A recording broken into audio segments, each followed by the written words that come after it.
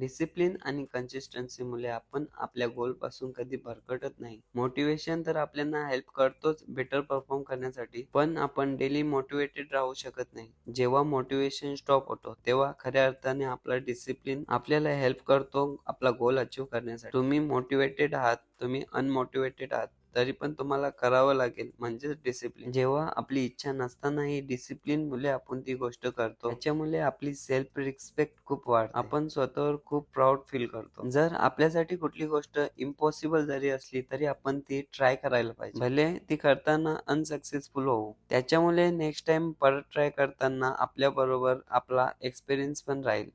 Try न करता give up करण्यापेक्षा आपण नेहमी ट्राय करायला पाहिजे. Always try better than yesterday. दररोज स्वतःला पुश करा स्वतःच्याच बियॉन्ड द लिमिट जाण्यासाठी. Only you are the person who can change your future better than your past.